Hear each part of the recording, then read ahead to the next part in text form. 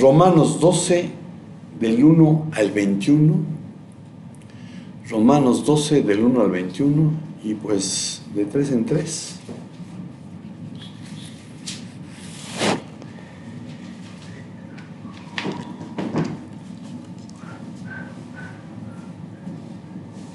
Así que, hermanos, os ruego por la misericordia de Dios que presentéis vuestros cuerpos en sacrificio vivo, santo, agradable a Dios, que es vuestro culto racional. No os conforméis a este siglo, sino transformaos por medios de la renovación de vuestro entendimiento, para que comprobéis cuál sea la buena voluntad de Dios, agradable y perfecta.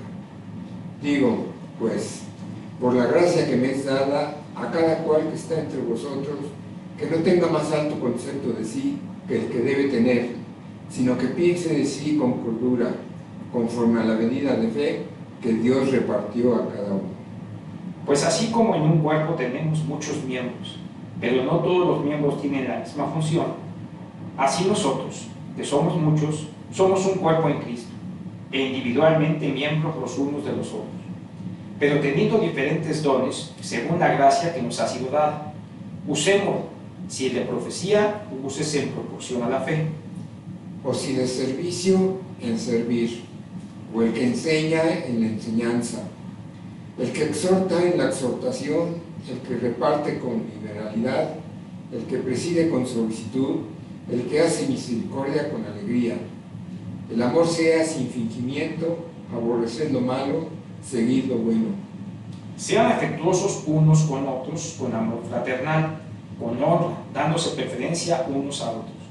No sean perezosos en lo que requiere diligencia, sean fervientes en espíritu, sirviendo al Señor, gozándose en la esperanza, perseverando en el sufrimiento, dedicados en la oración. Compartiendo para las necesidades de los santos, practicando la hospitalidad. Bendecid a los que os persiguen, bendecid y no maldigáis. Gozaos con los que se gozan, llorad con los que lloran. Tengan el mismo sentir unos con otros, no sean altivos en su pensar, sino condescendientes con los humildes, no sean sabios en su propia opinión. Nunca paguen a nadie mal por mal, respeten lo bueno delante de todos los hombres. Si es posible, en cuanto de ustedes dependa, estén en paz con todos los hombres. No os vengáis vosotros mismos, amados míos, sino dejad lugar a la ira de Dios, porque escrito está: mía es la venganza, yo pagaré, dice el Señor. Así que si tu enemigo tuviere hambre, dale de comer, si tuviere sed, dale de beber, pues haciendo esto actúas ascuas de fuego amontonarás sobre su cabeza. No seas vencido de lo malo, sino vence con el bien del mal. Amén. Y el mensaje se titula: no vayas a la iglesia. Ir a la iglesia es un acto central en la vida de quien dice haber nacido de nuevo. No solo se trata de una rutina semanal, sino que es una expresión tangible de fe, comunión y obediencia a Dios. Para los evangélicos, la iglesia no es un edificio, es el cuerpo de Cristo, una comunidad de creyentes unidos por la fe en Jesucristo como Señor y Salvador. Asistir a la iglesia es una oportunidad para adorar a Dios en comunidad, para fortalecerse mutuamente mediante la oración, el estudio de la Biblia y el servicio. La iglesia es un lugar donde se experimenta koinonía, la comunión cristiana, un espacio necesario para dejar atrás el acendrado individualismo que el mundo promueve. La iglesia es un espacio donde los cristianos pueden compartir sus alegrías, cargas y luchas con otros hermanos en la fe. Tal sentido de comunidad refleja el amor y la unidad que Cristo deseaba para su iglesia. En esto conocerán todos que sois mis discípulos, si tenéis amor los unos por los otros. Lo dijo en Juan 13:35. La iglesia es un lugar donde los creyentes son equipados para compartir el evangelio con otros y servir conforme a su don o dones en las diversas áreas del ministerio de reconciliación, para cumplir con la gran comisión. Hechos 1 del 7 al 8. Y les dijo: no os toca a vosotros saber los tiempos o las razones que el Padre puso en su sola potestad, pero recibiréis poder cuando haya venido sobre vosotros el Espíritu Santo, y me seréis testigos en Jerusalén, en toda Judea, en Samaria y hasta lo último de la tierra. Mateo 28, 18 al 20. Acercándose Jesús les dijo: toda autoridad me ha sido dada en el cielo y en la tierra. Vayan pues y hagan discípulos de todas las naciones, bautizándolos en el nombre del Padre, del Hijo y del Espíritu Santo, enseñándoles a guardar todo lo que os he mandado, y recuerden que yo estoy con ustedes todos los días hasta el fin del mundo. Ir a la iglesia es mucho más que asistir a un servicio dominical. Es un acto de adoración, comunión y obediencia que fortalece la relación con Dios y con otros creyentes. Es una expresión viva de la fe y un recordatorio constante del propósito en Cristo. Ir a la iglesia implica obedecer a la voluntad de Dios, lo que no se consigue escuchando o viendo un mensaje o estudio a través de las redes sociales, porque para los evangélicos la vida cristiana es un compromiso como individuo y como congregación con la obra de Dios, gozándose de tener una relación personal, cercana, íntima de amor con Dios mediante Jesucristo. Entonces, ¿por qué el título del mensaje? No vayas a la iglesia. Y el primer punto es: no vayas a la iglesia a lavar tus pecados. Proverbios 29.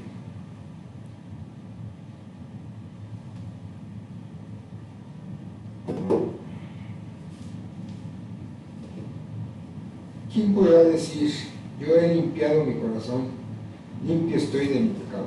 Amén. Y aquí la Biblia textual dice: tengo la conciencia pura. Que también podría ser: he mantenido puro mi corazón, mi mente, mi voluntad.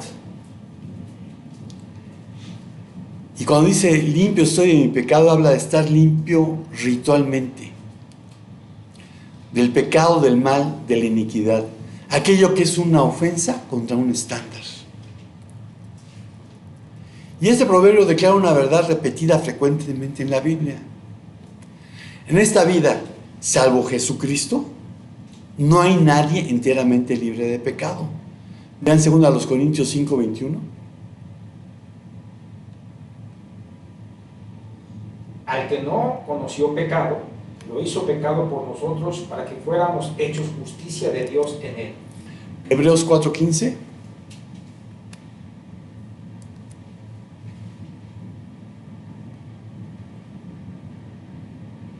Porque no tenemos un sumo sacerdote que no pueda compadecerse de nuestras debilidades, sino uno que fue tentado en todo, según nuestra semejanza, pero sin pecado.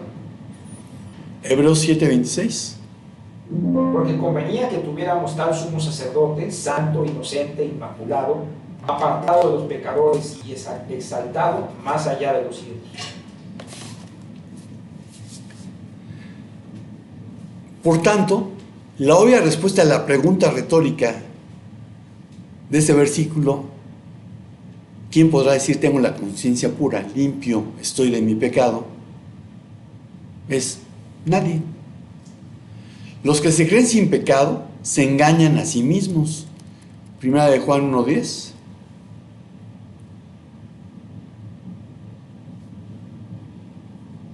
Si decimos que no hemos pecado, le hacemos a él mentiroso y su palabra no está en nosotros. Pero por la muerte expiatoria de Cristo en la cruz, podemos estar seguros de que la sangre de Jesucristo, su Hijo, nos limpia de todo pecado. Primera de Juan 1:7. Pero si andamos en la luz, como Él está en la luz, tenemos comunión los unos con los otros, y la sangre de Jesús, su Hijo, nos limpia de todo pecado. Este es el centro de toda la enseñanza de la Biblia. Juan 3:16 al 18.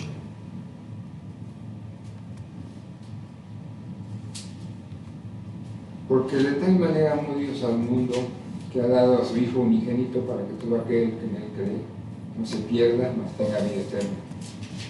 Porque no envió Dios a su Hijo al mundo para condenar al mundo, sino para que el mundo sea salvo por él. El que en él cree no es condenado, pero el que no cree ya ha sido condenado porque no ha creído en el nombre del unigénito Hijo de Dios. Amén. Así que no vayas a la iglesia creyendo que por asistir cadocheramente, eso es cada 8 días, eso te limpia de tu pecado. Si no has nacido de nuevo, si no te has arrepentido de la vana manera de vivir que has tenido, conforme a lo que aprendiste y heredaste de tus padres, y eso lo dijo Pedro en su primera epístola, capítulo 1, versículos 18 al 19. Ustedes saben que no fueron redimidos de su vana manera de vivir heredada de sus padres, con cosas perecederas como oro o plata, sino con sangre preciosa como de un cordero sin tacha y sin mancha, la sangre de Cristo. Así que si no te has arrepentido de la vana manera de vivir que heredaste de tus papás, si no has pedido perdón porque viviendo así has ofendido a Dios, entonces no has tenido un encuentro personal con Cristo. Porque de haberlo tenido, habrías caído de rodillas y dicho como Pedro: apártate de mí, Señor, que soy hombre pecador. Te habrías dado cuenta de que no eres justo, pues no hay ni siquiera uno. Romanos 3, 10 al 12.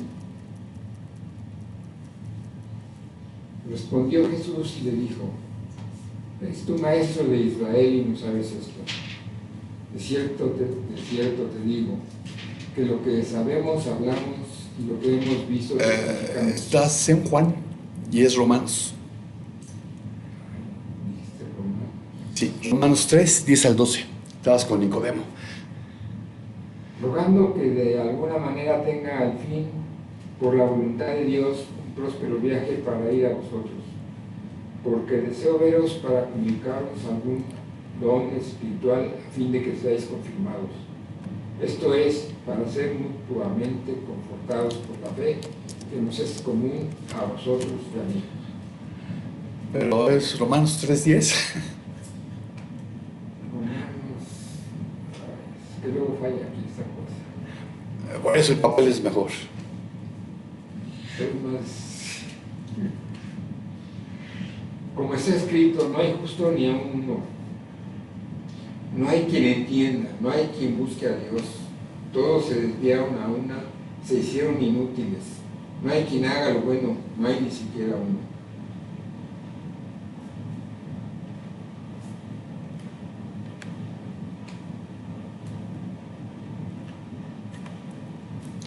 Salmo 14, del 1 al 3. El necio ha dicho en su corazón: no hay Dios. Todos se han corrompido, han cometido hechos abominables. No hay quien haga el bien. El Señor ha mirado desde los cielos sobre los hijos de los hombres para ver si hay alguien que entienda, alguien que busque a Dios. Pero todos se han desviado a una, se han corrompido. No hay quien haga el bien, no hay ni siquiera uno. El Salmo 53, del 1 al 3.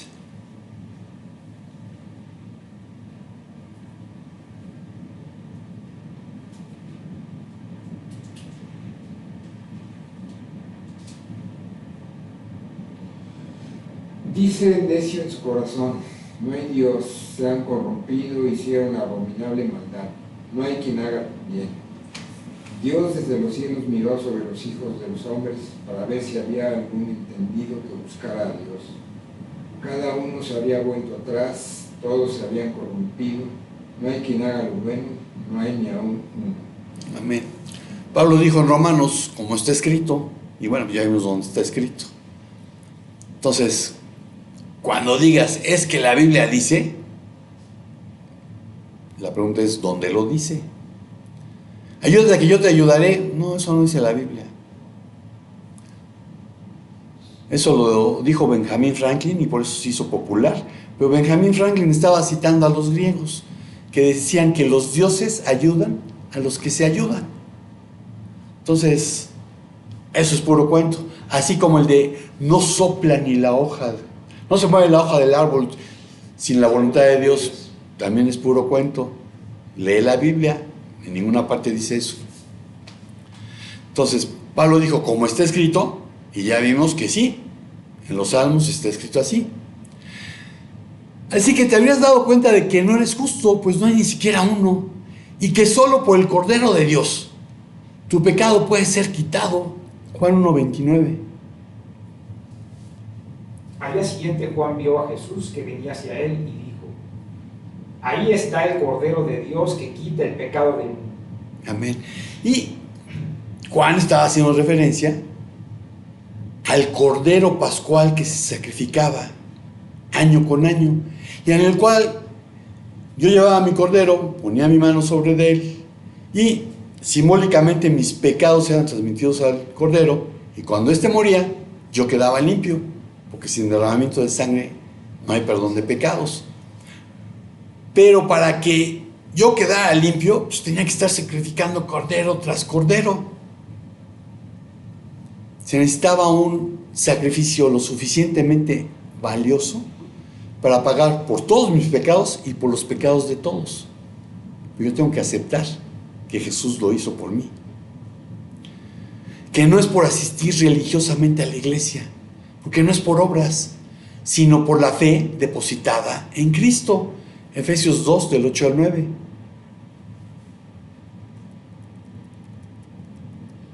Porque por gracia sois salvos por medio de la fe, y esto no de vosotros, pues es don de Dios, no por obras, para que nadie se gloríe. No por obras, para que nadie se gloríe. Para que tus pecados sean lavados, no requieres ir a la iglesia.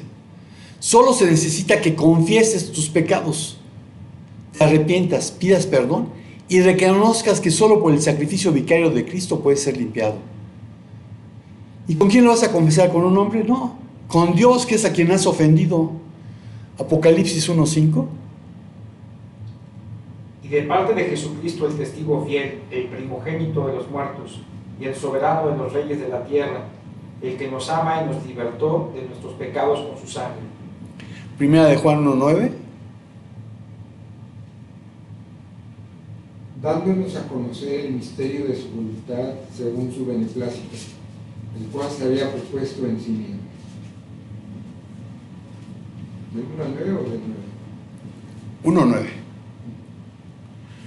Pero cuando vives haciendo lo que te viene en gana, por más que vayas a la iglesia o digas creer en Cristo, lo dicho por Dios al pueblo rebelde es lo mismo que se te dice a ti. Por más jabón o lejía que te pongas, no puedes limpiarte. Aún puedo ver la mancha de tu culpa. Yo, el Señor soberano, he hablado. Eso viene en Jeremías 2:22. Y así como cada persona está destinada a morir una sola vez y después vendrá el juicio, así también Cristo murió en sacrificio una sola vez y para siempre, a fin de quitar los pecados de muchas personas. Cristo vendrá otra vez, no para ocuparse de nuestros pecados, sino para traer salvación a todos los que esperan con anhelo su venida. Eso viene en Hebreos 9:27 al 28, en la Nueva Traducción Viviente. Así que ir a la iglesia no lava tus pecados. Otro punto es: no es a la iglesia a oír las escrituras. Santiago 1:22 al 25. Sean hacedores de la palabra y no solamente oidores que se engañan a sí mismos, porque si alguno es oidor de la palabra y no hacedor, es semejante a un hombre que mira su rostro natural en un espejo. Pues después de mirarse a sí mismo e irse inmediatamente, se olvida de qué clase de persona es. Pero el que mira atentamente a la ley perfecta, la ley de la libertad, y permanece en ello, no habiéndose vuelto un oidor olvidadizo, sino un hacedor eficaz, este será bienaventurado en lo que hace. Amén. Y aquí dice: no se contenten solo con oír. Y usa un verbo que es acroatis.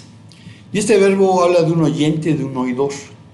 Y es un término que significa el que forma parte de un auditorio al que se dirige un predicador, orador o conferenciante.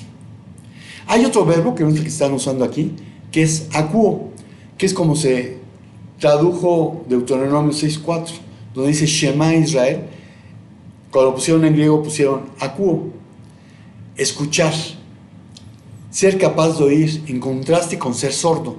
Pero también es prestar atención, creer y responder, obedecer, oír y hacer conforme a lo que se ha escuchado.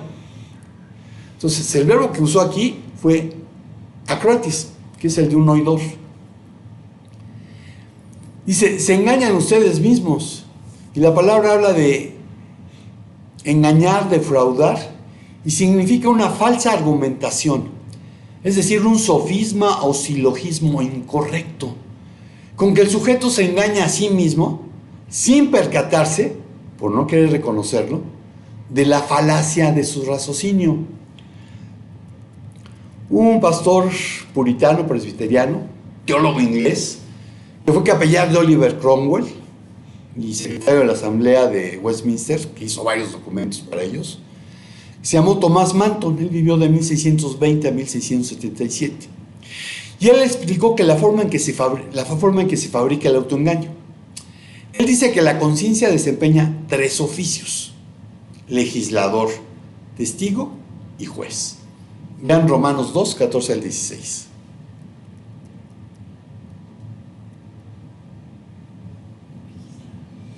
Porque cuando los gentiles que no tienen ley hacen por naturaleza lo que es de la ley, estos, aunque no tengan ley, son ley para sí mismos, mostrando la obra de la ley escrita en sus corazones, dando testimonio a su conciencia y acusándoles o defendiéndoles sus razonamientos.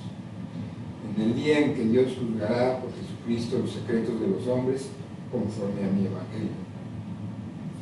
Pues como reflejo de la ley en nuestro interior, nos ofrece los principios de conducta. Como testigo de oficio, nos dice si hemos faltado en algo o no contra la norma de conducta. Y como juez, pronuncia sentencia en el juicio, ya sea excusándonos, absolución, o acusándonos, condenación. Un aspecto importante de la fe es la disposición que tenemos para escuchar, que es diferente a solo oír. Quien piensa que conocer la Biblia convierte a alguien en piadoso, se engaña a sí mismo. Lo que le hace piadoso es el ser un hacedor. También Jesús dijo que lo que produce bendición no es el oír sus palabras, sino el obedecerlas. Lucas 6, 46 al 49. Porque ustedes me llaman Señor, Señor. ¿Por qué ustedes me llaman Señor, Señor y no hacen lo que yo digo? Todo el que viene a mí y oye mis palabras y las pone en práctica, les mostraré a quién es semejante. Es semejante a un hombre que al edificar su casa, cavó hondo y echó cimientos sobre la roca. Y cuando vino una inundación, el torrente dio con fuerza contra aquella casa, pero no pudo moverla, porque había sido bien construida. Pero el que ha oído y no ha hecho nada, es semejante a un hombre que edificó una casa sobre tierra, sin echar cimiento, y el torrente dio con fuerza contra ella, y al instante se desplomó, y fue grande la ruina de aquella casa. Amén. Entonces, el simple conocimiento de la Biblia, si no se pone en práctica, es algo inútil. Pues, para que la palabra surta su efecto, es menester que uno vea en ella su propio rostro, como en un espejo, y no el del vecino, que no juega capitán de básquetbol. Llega algo que le está hablando a él y dice, no, este es para mi hermano, no, este es para mi vecino.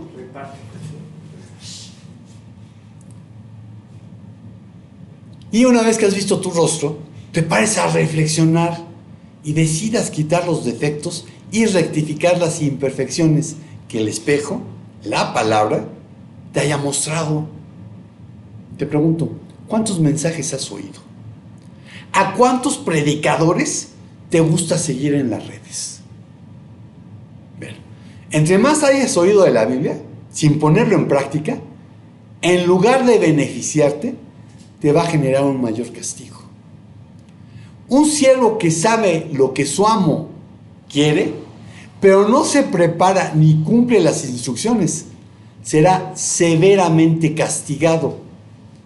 Pero alguien que no lo sabe y hace algo malo, será castigado levemente.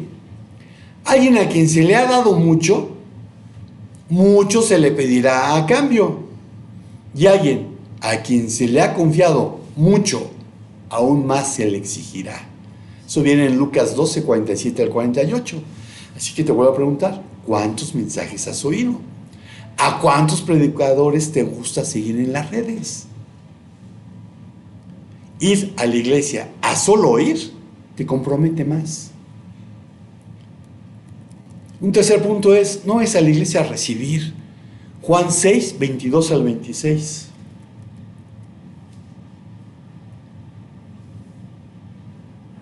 Juan 6. 22. El día siguiente, la gente que estaba al otro lado del mar vio que no había habido allí más que una sola barca y que Jesús no había entrado en ella con sus discípulos, sino que estos se habían ido solos. Pero otras barcas habían arribado de Tiberias junto al lugar donde habían comido el pan después de haber dado gracias al Señor. Cuando vio pues la gente que Jesús no estaba allí ni sus discípulos, entraron en las barcas y fueron a Capernaum buscando a Jesús. Y hallándole al otro lado del mar le dijeron: Rabí, ¿cuándo llegaste acá? Respondió Jesús y les dijo: de cierto os digo que me buscáis, no porque habéis visto las señales, sino porque comisteis el pan y os saciasteis. No son pocos los que asisten a toda clase de sermones e incluso reuniones de oración por curiosidad, por costumbre, por complacer a sus parientes, o porque allí se reúnen muchas personas y se asemejan a esa turba de impacientes galileos. No tienen realmente ningún afecto por Jesús. En lugar de ser movidos a una mayor entrega a Dios o a seguir al Señor, buscan usar a Jesús para satisfacer sus necesidades físicas. Aquellos galileos lo llamaron rabí, un título común para cualquier maestro de la ley. A pesar de haber presenciado y probado el milagro que hizo al alimentar a los 5,000 varones, que es el contexto de lo que leímos. Las señales milagrosas de Jesús debiesen haber tenido un impacto en la vida de aquellos que fueron testigos. No obstante, no le reconocieron como el Mesías y Salvador. Como esa gente de Galilea, hoy hay quienes se afanan por el pan material, pero manifiestan poco interés en el pan espiritual que Jesús ofrece. Juan 6, 30 al 41.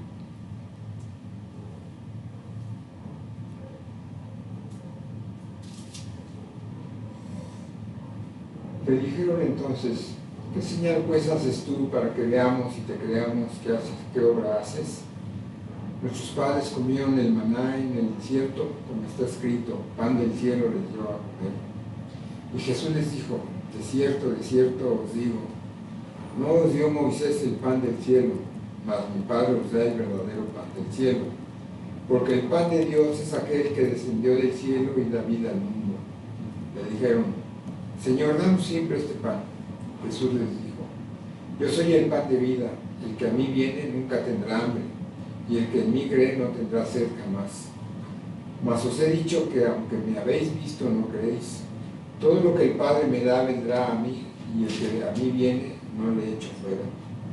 Porque he descendido del cielo, no para hacer mi voluntad, sino la voluntad del que me envió. Y esta es la voluntad del Padre, el que me envió, que de todo lo que me diere no pierda yo nada, sino que lo resucite en el día postrero. Y esta es la voluntad del que me ha enviado, que todo aquel que vea al Hijo y cree en Él tenga vida eterna, y yo le resucitaré en el día postrero. Murmuraban entonces de él los judíos, porque había dicho: yo soy el pan que descendió del cielo. Amén. Hoy, como entonces, hay gente que va a la iglesia por un interés físico, para ver qué puede recibir, no porque estén dispuestos a darse a sí mismos. Y por ende, es inútil esperar que diezmen, ofrenden o sirvan dejándose usar mediante sus dones, talentos y recursos. Den y recibirán. Lo que den a otros les será devuelto por completo, apretado, sacudido para que haya lugar para más. desbordante y derramado sobre el regazo. La cantidad que den determinará la cantidad que recibirán a cambio. Eso viene en Lucas 6:38. Pero como tú vives en la ciudad, pues quizás no estás teniendo esto de apretado, sacudido para que haya lugar para más. Entonces imagínate que tienes un saco al que estamos llenando. Vamos a llenarlo de cornflakes. Estamos echando cornflakes. Si queremos que quepan más, los sacudimos. Y entonces se van depositando y podemos echarles más. Bueno, esa era la idea. Apretado, no nada más así por encimita, sino que estuviera completamente lleno. Lo que den a otros les será devuelto por completo. Apretado, sacudido para que haya lugar para más. Desbordante y derramado sobre el regazo. Ir a la iglesia solo a recibir demuestra que no eres su discípulo. La conclusión es: no vayas a la iglesia a entusiasmarte. Lucas 8, 11 al 15. Esta es pues la parábola. La semilla es la palabra de Dios, y los de junto al camino son los que oyen, y luego viene el diablo y quita de su corazón la palabra, para que no crean ni se salven. Los de sobre la piedra son los que, habiendo oído, reciben la palabra con gozo, pero estos no tienen raíces, creen por algún tiempo y en el tiempo de la prueba se apartan. La que cayó entre espinos, estos son los que oyen, pero yéndose son ahogados por los afanes y las riquezas y los placeres de la vida y no llevan fruto. Mas la que cayó en buena tierra, estos son los que con corazón bueno y recto retienen la palabra oída y dan fruto con perseverancia. Nadie que enciende una luz... ¿Hasta ahí? Perdón. En esta parábola tenemos tres tipos de personas que al oír la palabra de Dios se entusiasman, pero no se aferran a ella. Ya sea porque el enemigo los convence de seguir viviendo como siempre lo han hecho, o porque al menor contratiempo prefieren apartarse y seguir sin comprometerse. También están aquellos que no son capaces de hacer a un lado las preocupaciones de cada día, que al momento que debiesen disfrutar de la presencia de Dios, están más preocupados por lo que van a hacer saliendo de su visita a la iglesia, de los mensajes que llegan a su celular, de qué van a comer, de si ganó mi equipo o perdió, y un largo etcétera. Todos ellos pueden entusiasmarse, pero no conocen el gozo del que hablaba Pablo en su epístola a los Filipenses, en la que Pablo expresa su alegría y ánimo a los creyentes y les enseña cómo mantener el gozo a pesar de las dificultades de la vida. Pablo escribió esta carta alrededor del año 61 después de Cristo, mientras estaba encarcelado en Roma. En ella, Pablo anima a los creyentes a seguir su ejemplo y a tener ánimo para hablar la palabra de Dios sin temor, incluso en tiempos de persecución. Y Pablo dijo: regocíjense en el Señor siempre. Otra vez lo diré: regocíjense. La bondad de ustedes sea conocida de todos los hombres. El Señor está cerca. Por nada estén afanosos, antes bien, en todo, mediante oración y súplica, con acción de gracias, sean dadas a conocer sus peticiones delante de Dios. Y la paz de Dios, que sobrepasa todo entendimiento, guardará sus corazones y sus mentes en Cristo Jesús. Eso es Filipenses 4, del 4 al 7. Así que no vayas a la iglesia a lavar tus pecados. Solo Cristo puede hacerlo. Y no necesita de un lugar en especial, sino que tú estés dispuesto y seas sincero. No vayas a la iglesia a oír la palabra de Dios si no estás dispuesto a ponerla en práctica. Solo te comprometes a ti mismo. No vayas a la iglesia a ver qué puedes recibir. Date a ti mismo, cumpliendo con la gran comisión, edificando al cuerpo de Cristo, sirviendo mediante tus dones, talentos y recursos. Adora con un corazón sincero. Ora, diezma, ofrenda, pero sobre todo, ama a Dios con todo tu corazón, con toda tu alma, con toda tu mente y con todas tus fuerzas. No vayas a la iglesia a entusiasmarte, sino a regocijarte, porque sea cual sea tu situación, tienes su shalom, esa paz que sobrepasa todo entendimiento, porque Dios está contigo. Recuerda, la iglesia es un grupo de creyentes en Jesucristo, un cuerpo en el que los miembros son igualmente responsables, quienes, basados en el amor de Dios, han pactado junto con Él y con cada uno para hacer su cuerpo, bajo la autoridad y liderazgo de Cristo, con la guía del Espíritu Santo. Una congregación viviendo en la gracia de Dios, sometiéndose a sus enseñanzas, ejerciendo los dones y procurando extender el Evangelio hasta lo último de la tierra. Y concluyo diciéndote, no vayas a la iglesia, sé la iglesia. Amén. Pues Señor, te damos gracias por tu palabra, porque tu palabra es un espejo en el cual no solamente podemos, sino que debemos vernos para corregir aquellas cosas que a ti te desagradan. Gracias porque, Señor, nosotros la tenemos en un solo libro.